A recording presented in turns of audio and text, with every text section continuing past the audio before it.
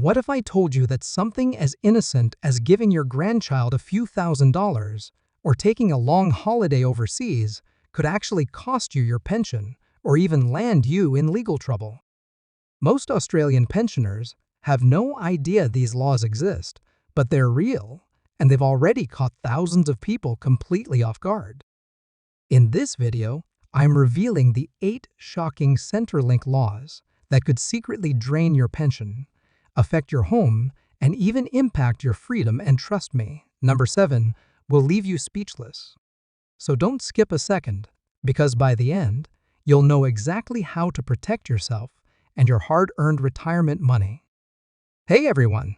This channel is made especially for people just like you, Australian pensioners, who deserve to know the truth about their rights, payments, and benefits.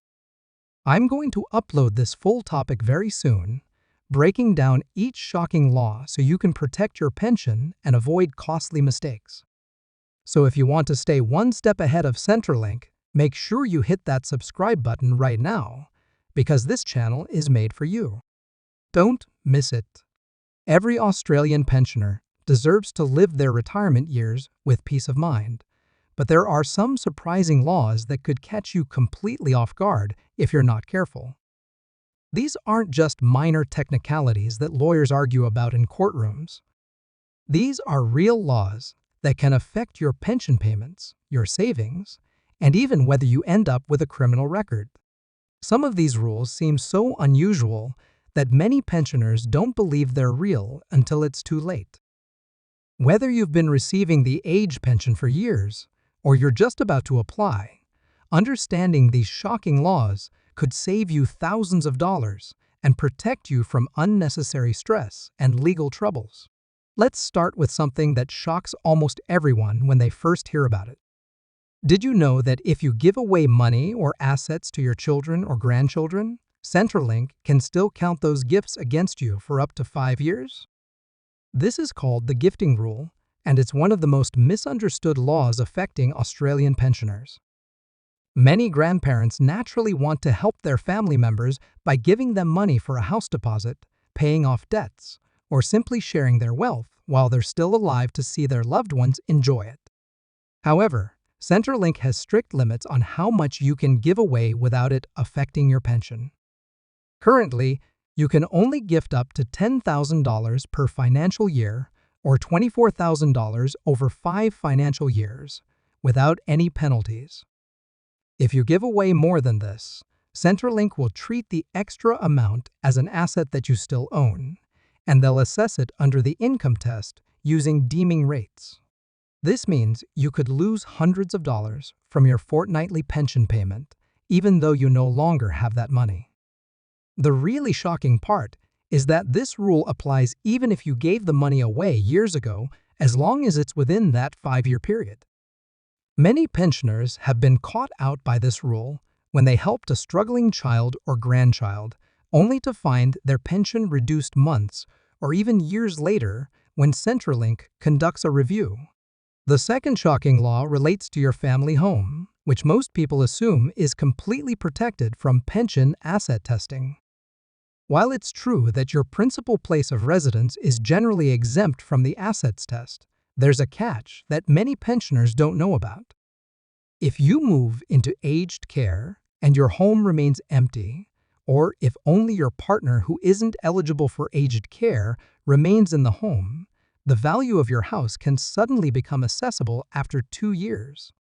This 2-year exemption period starts from the day you enter care, and once it expires, your home is treated like any other asset. For pensioners with valuable homes in capital cities where property prices have skyrocketed, this can be absolutely devastating.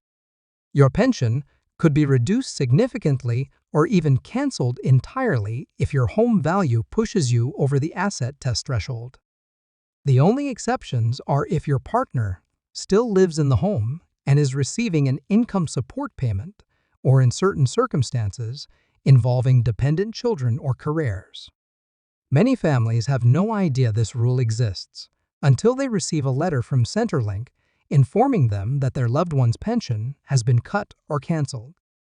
Even more surprising is that you can't avoid this by putting the house in a family trust or transferring it to your children once you enter aged care, because that would trigger the gifting rules we just discussed.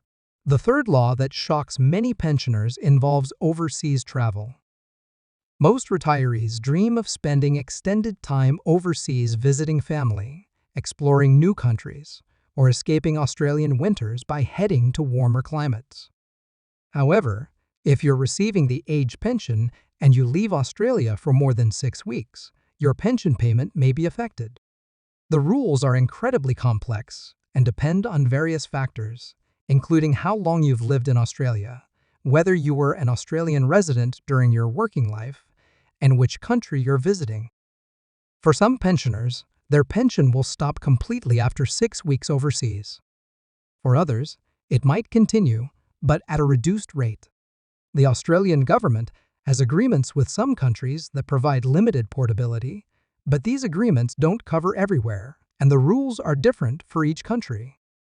What makes this even more shocking is that many pensioners don't realize these restrictions exist until they're already overseas and suddenly discover their pension payment has been reduced or stopped.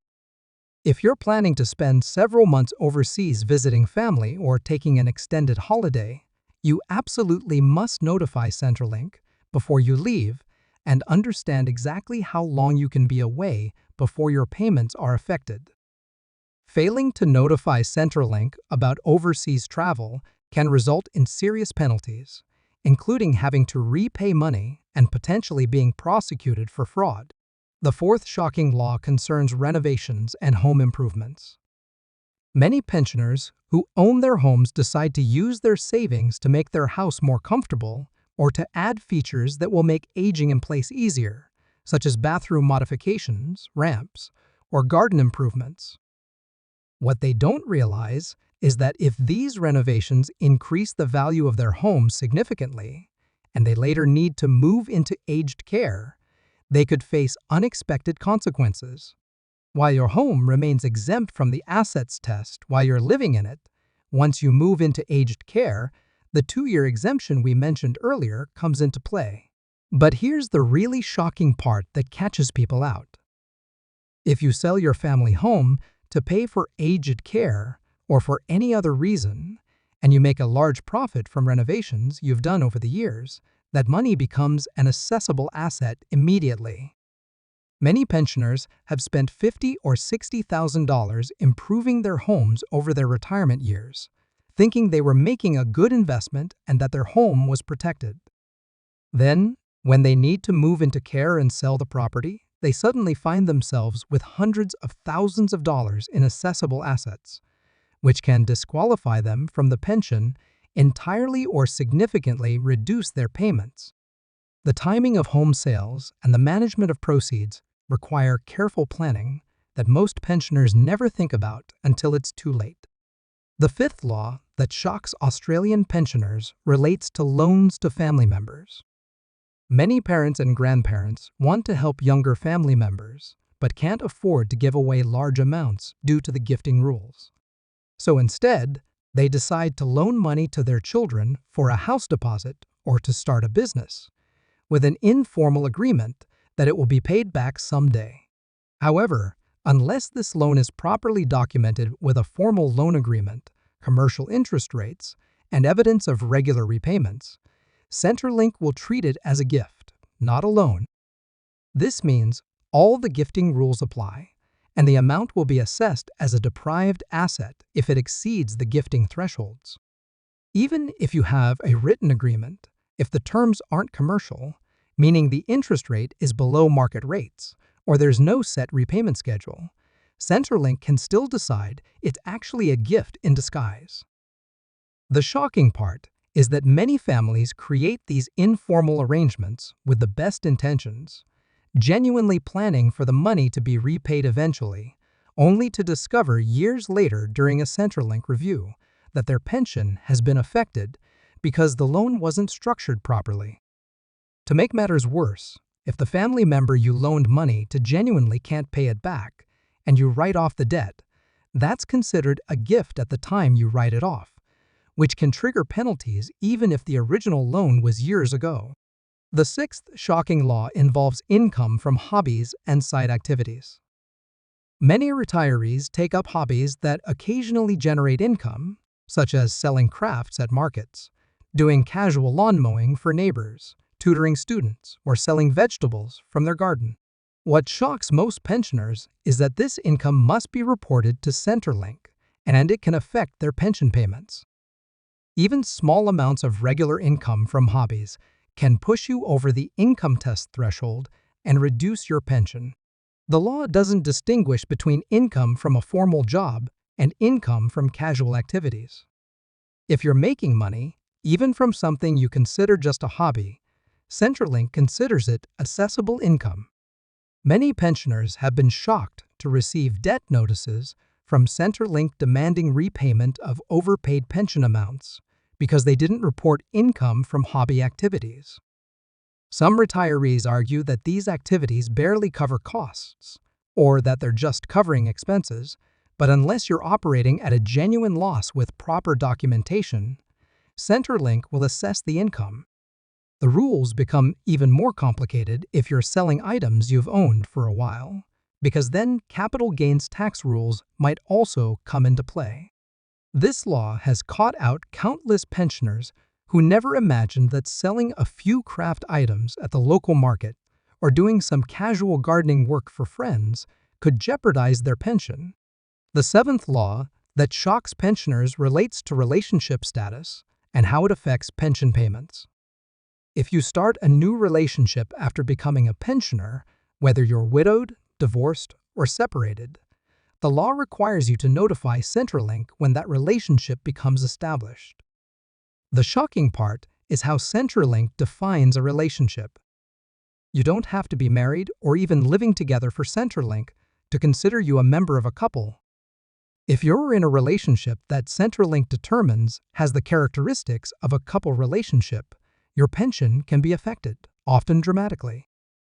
Centrelink looks at factors like financial interdependence, living arrangements, sexual relationship, commitment to a shared life, care and support, and public perception of your relationship. Many pensioners have been caught completely off guard when Centrelink determines they're in a de facto relationship based on these criteria, even when the pensioners themselves wouldn't describe their situation that way. Once Centrelink classifies you as a member of a couple, your pension is assessed differently, taking into account your partner's income and assets as well as your own. This often results in a significant reduction in pension payments or even complete cancellation. What makes this particularly shocking is that some pensioners have had their relationship status changed retrospectively, meaning Centrelink decides they've been in a couple relationship for months or even years, and then demands repayment of the difference between what they received as a single person and what they should have received as a couple. These debt notices can be for tens of thousands of dollars and have caused enormous financial and emotional stress for many elderly Australians who genuinely didn't realize their living arrangements or relationship would be viewed this way by the government. The eighth, and perhaps most shocking law, involves the age pension assets test thresholds and how they can change without much warning. Most pensioners know that there are asset limits that determine whether you're eligible for a full pension, part pension, or no pension at all.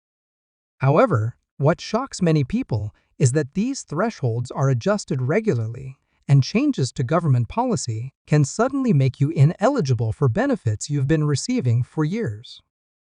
Unlike the age pension age itself, which is increased gradually with plenty of notice, the asset test thresholds and taper rates can be changed more quickly through legislation. In recent years, we've seen several changes to pension asset testing rules that have dramatically affected hundreds of thousands of pensioners. Some people who were receiving a part pension suddenly found themselves completely cut off because the taper rate changed, meaning their assets now disqualified them entirely. The shocking aspect is that you can be managing your finances carefully, staying just within the eligibility limits, and then wake up one day to find that a government policy change has shifted those goalposts. While Centrelink does provide notice of these changes, many pensioners don't fully understand the letters they receive or don't realize how significantly they'll be affected until the changes take effect. What's particularly distressing is that these changes can force difficult decisions on elderly Australians, such as whether to spend down their assets to regain pension eligibility, potentially leaving them with insufficient reserves for emergencies or unexpected aged care costs later in life. Understanding these 8 shocking laws is absolutely crucial for every Australian pensioner. These aren't theoretical legal issues that only affect a few people. Every single one of these laws impacts thousands of pensioners across the country every single year. The key to protecting yourself is staying informed, keeping detailed records of all your financial transactions, reporting all changes to Centrelink promptly and accurately, and seeking professional advice when you're unsure about how a decision might affect your pension.